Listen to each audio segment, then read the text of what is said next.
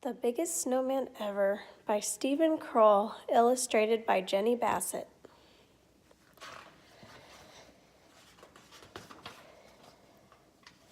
Once there were two mice who fell in love with the same snowman, and this is how it happened.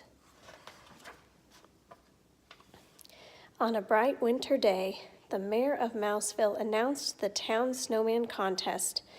Whoever makes the biggest snowman will win a prize, he declared. All the mice were excited. The judging of the contest will take place in 2 weeks, said the mayor. Good luck to all of you. I'm going to make a really big snow princess, said Penelope. I'm going to make a really big snow Martian, said James. I'm going to make the biggest snowman ever, said Clayton, the house mouse.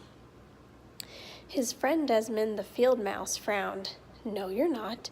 I'm going to make the biggest snowman ever. Oh, yeah, said Clayton. Oh, yeah, said Desmond. That night it snowed and snowed. Huge drifts covered driveways, roads, and fields. It was the perfect beginning for a snowman contest. In town, Penelope began her snow princess and James began his snow Martian. Out in the country, Clayton and Desmond began their snowmen. Clayton made a snowball and rolled it along the ground. The more he rolled it, the bigger it got. Before long, he had a large base for his snowman. Not far away, Desmond was doing the same thing. The next day, Clayton made a huge snowball for his snowman's belly. Not far away, Desmond did the same. That night, Desmond brought his dad out to see his snowman. Dad scratched his head.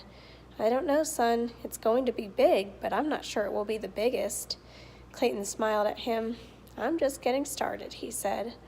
Dad whispered in his ear, if you want to work faster, use a wheelbarrow to carry the snow. A little later, Desmond brought out his Uncle Vernon. I don't know, said Vernon. It's going to be big, but will it be the biggest? Desmond smiled. I'm just getting started, he said. Vernon whispered in his ear, if you want to work faster, use a wheelbarrow to carry the snow. The next day, Clayton filled his wheelbarrow with snow. He piled the snow onto the snowman. Then he rolled another snowball for the snowman's head. Not far away, Desmond did the same thing. A few days later, Desmond ran into town to look at James's snow Martian and Penelope's snow princess. He said, all of our snow people are the same size. That afternoon, Clayton made the same discovery. The next day, while working on his snowman, Clayton had an idea. He brushed the snow off his gloves and walked toward Desmond. At the same moment, Desmond had an idea. He brushed the snow off his gloves and walked toward Clayton. They bumped into each other and fell down.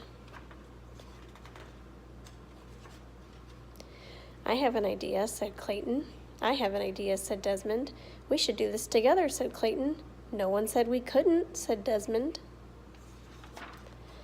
First, they rolled each part of Desmond's snowman over to the middle of the field. Then they rolled each part of Clayton's snowman over. They piled the snowballs on top of one another. Clayton dropped a floppy hat on the snowman's head.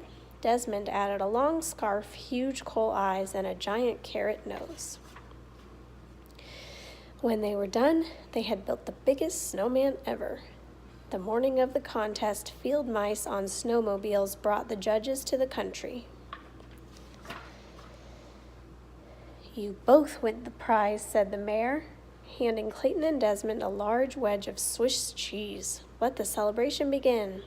Everyone gathered to dance around the snowman, drink hot chocolate, and eat donuts. We did it, said Clayton and Desmond, jumping up and down. We did it together.